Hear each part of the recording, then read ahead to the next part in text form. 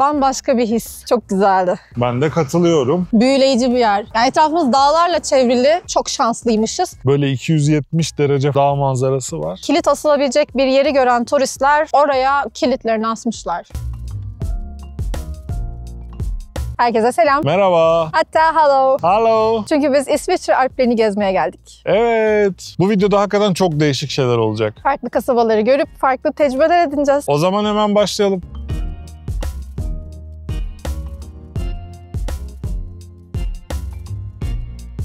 Biz Zürih'te kaldığımız bu seyahatte günübirlik olarak bu geziyi yapıyoruz ve bunun için de bir tura katıldık. Ama tura katılmak bir şart değil. İsviçre'nin çok geniş bir tren sistemi var. Kendiniz de bu planı yapabilirsiniz. Fakat biz katıldığımız turun linkini de yine açıklamalara bırakacağız eğer ilgileniyorsanız. Tura katılmanın avantajı biraz kolaylık sağlamak kendimize aslında. Otobüs de bizi hemen Zürih Merkez Tren İstasyonu'nun arkasındaki otobüs terminalinden aldılar. 2 saatlik bir yolculukla ilk durağımız olan Interlaken'e vardık şu an.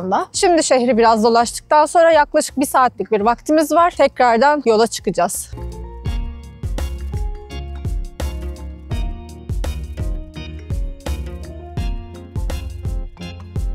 İki gölün birleşim noktasında kurulmuş olan bir kasaba Interlaken. Kısa bir süreliğine burada olduğumuz için öğleden sonra tekrar buraya döndüğümüzde aslında detaylı gezeceğiz. Şimdi en azından Old Town bölgesini yani Eskişehir bölgesini görmeye gidelim dedik. Oraya doğru yürüyoruz.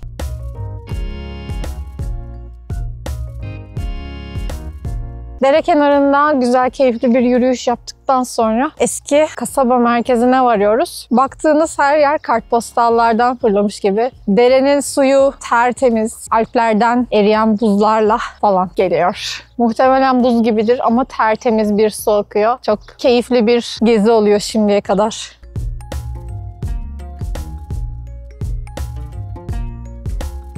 Eski merkeze geldik. Buradaki evler, binalar çok tatlı. Sokaklar çok güzel gerçekten. Ve tatlı bir kahvecide bir kahvemizi alalım. 5 dakika dinlenelim diye mola verdik. Çok huzurlu yerler.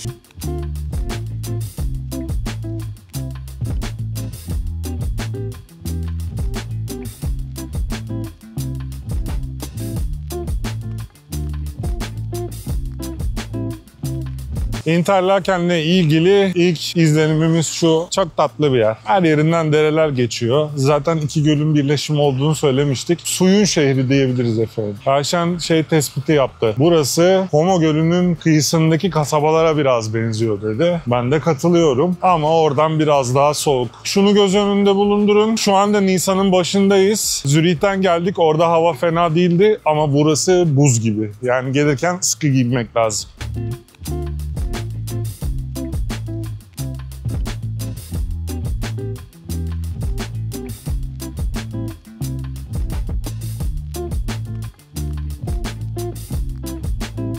Bir saatlik keyifli ve huzur dolu bir yürüyüş yapmış olduk. Buradaki evlere bayıldım. Keşke benim olsa.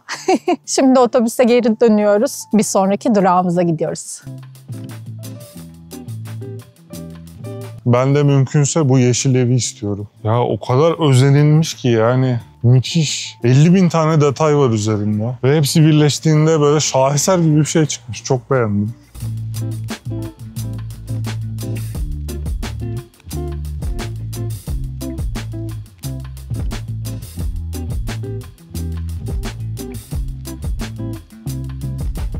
Şimdi Grindelwald'a geldik. Burası gerçekten büyüleyici bir yer. Yani etrafımız dağlarla çevrili. Şahane, sevimlilikte evler, binalar falan var. Şimdi Firs Dağı'na çıkmak için bir teleferiye bineceğiz. Ona doğru gidiyoruz. Onunla ilgili de teleferik bileti almak yerine sadece kızaklı aktivite bileti alırsanız günlük bir pes var. 61 franka. Daha avantajlı oluyor. Diğer türlü sadece teleferiye gidiş dönüş biletine 70 küsür frank vermeniz gerekiyor. Bu günlük kartla hem aktiviteye katılabiliyorsunuz hem de teleferiği kullanabiliyorsunuz. Daha uygun.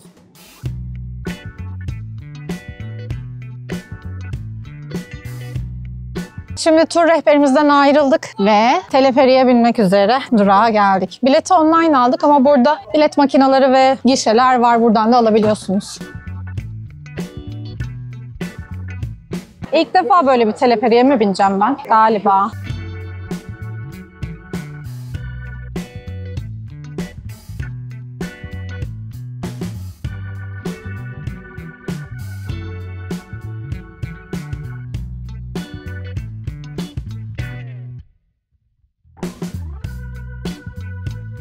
4 ay önce Kuzey Kutup çizgisini geçmiştik. Şimdi de Avrupa'nın tepesinde, İsviçre Alplerinde First Dağı'nın üstüne çıktık. Zirvesindeyiz. Burada yapacak çok güzel aktiviteler olduğunu söyledi rehberimiz. O zaman vakit kaybetmeden başlayalım. Muazzam bir manzara var dört tarafımızda. Yani buraya geldiğinizde muhtemelen sağa sola bakmadan duramayacaksınız. Rehberimiz ısrarla vurguladı ki çok şanslıymışız. Çünkü hava hem güneşli, sis yok, görüş açık. Tepeye çıktığımızda manzaraları çok rahat izleyebiliyoruz. Ve aynı zamanda karlar da var. Şimdi First'e çıktığımızda teleferikte böyle birkaç durak var. Onlarda inmiyoruz. En son tepeye çıkana kadar bekliyoruz. Ama muhteşem bir yolculuktu. Gerçekten izlediğimiz manzaralar şahaneydi. Teleferik yolculuğunu mutlaka yapın. Alplerin arasında havada gezmek bambaşka bir his. Çok güzeldi.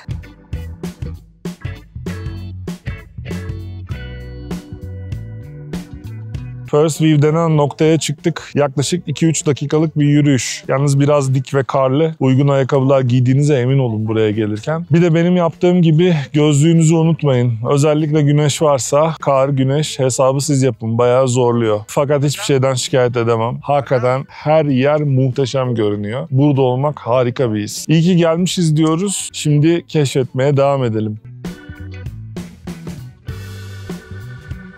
Cenk'in bahsettiği kayma riski taşıyan yokuşlar bunlar. Zaten karda yürüyorsanız öyle elinizi cebinize falan sokmayın. Her an düşebilirsiniz. Buna da açık olun. Düşerseniz de bir şey olmaz canım. Yani umarım. Ne kadar kötü düştüğünüzle bağlantılı. Çok güzel. Şu manzaralara bak ya.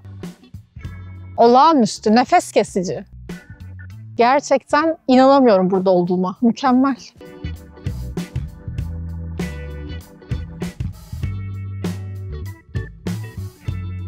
Yamaç yürüyüşü yapıyoruz. Dağın etrafından böyle ızgara bir yol yapılmış. Aşağıyı da görebiliyoruz, uçurumu. Ve dağın etrafında bir tur atmamıza izin veriyor. Bakalım, bildiğiniz dağı elliyorum şu anda. Acayip. Dağı ellemek ne demek?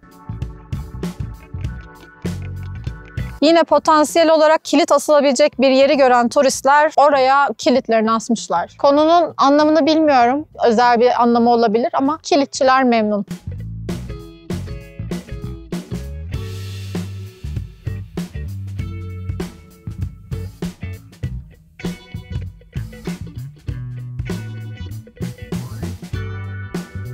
Şimdi buradaki tepede bir restoran var. Self servis bir şeyler alabildiğiniz de bir alanı var. İsterseniz oturup normal à la carte bir restoran da mevcut. Yemek siparişi verip bir şeyler yiyebilirsiniz. Bar da var. Her şey var yani. Aç kalmazsınız. Dağın tepesindeyim diye düşünüp endişelenmeyin. Şimdi sıcak çikolata aldık. Onları hazırlıyorum. Alp manzarasında sıcak çikolata keyif yapalım biraz. Sonra maceraya devam.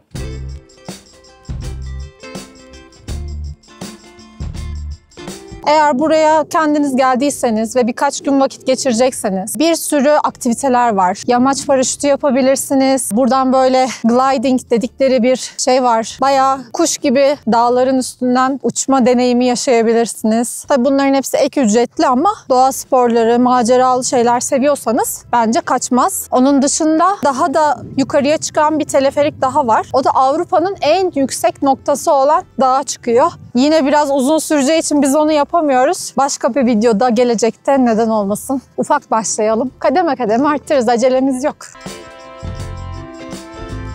Şimdi bir tane göl var. Onun yolundan daha böyle tepeye doğru çıkıyoruz. O patikayı takip ediyoruz. Neyle karşılaşacağız bilmiyorum. Bakalım.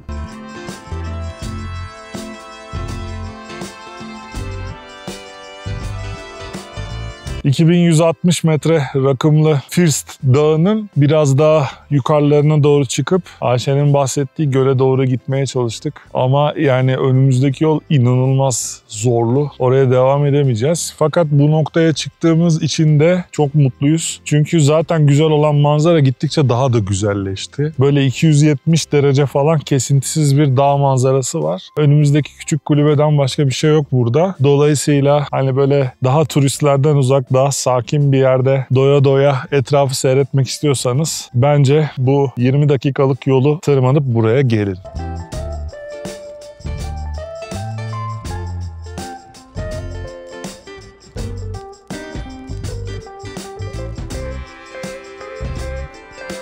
Daha da çok güzel vakit geçirdik. Çok keyifliydi. Zürih çevresindeyseniz mutlaka gelin. Buraya görmeden herhalde o deneyim tamamlanmış olmaz. Teleferik yolculuğu da ekstradan keyifli bu arada. İlk bindiğimizde hafif bir endişelenmiştik ama şu an bayağı yayıldık gidiyoruz, öyle söyleyeyim. Kabinde de sadece ikimiz varız bu arada. Tadını çıkartıyoruz yani manzaraların.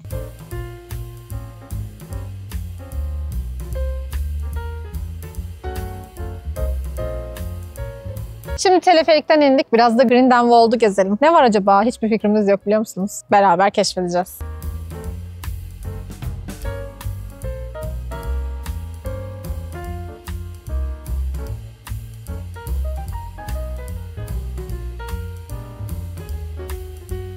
Şöyle bir yürüdük boydan boya. Çok da yapılacak bir şey yok burada. Ana cadde üstünde güzel dükkanlar var. Hediyelikçilere falan bakabilirsiniz. Burada yemek konusunu ise araştırdığımız zaman da okumuştuk. Buraya gelen arkadaşlarımız da söylemişti. Çok turistik bir yer olduğu için tavsiye edilmiyor. Hem fiyatlar yüksek hem çok lezzetli değil demişlerdi. Biz de o yüzden böyle marketten atıştırmalık bir şeyler aldık. Buralarda Migros var. Migros'tan Pressal falan aldık. Trende onları yeriz diye düşünüyoruz. Interlaken'e bir saat erken geri dönüyoruz. Orada biraz daha gezmeye çalışacağız.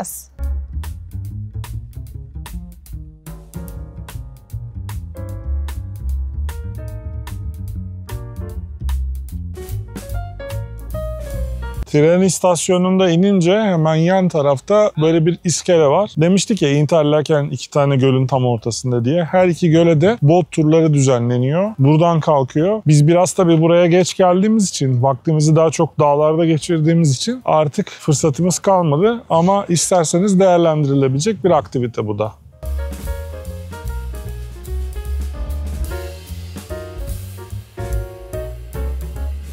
Tren istasyonundan huzurlu, güzel bir yürüyüş sonrasında Brienz Gölü'ne geldik. Buraya işte daha erken saatlerde gelmiş olsaydık güzel bir bot turu yapabilirdik. Uzun sürüyormuş buradaki bot turları. Büyük de bir göl ama böyle keyifli, güzel havalarda vakit geçirilebilir. Yine manzaralara doyamadık. Gördüğümüz evlere iç geçirdik. İnsanlar keyifle güzel yaşıyorlar burada. Yürüyüşlerini, sporlarını yapıyorlar nehir kenarında, göl kenarında. Biz de biraz daha buranın doğasının ve havasının tadını çıkaracağız ve yürüyüşümüze devam edeceğiz.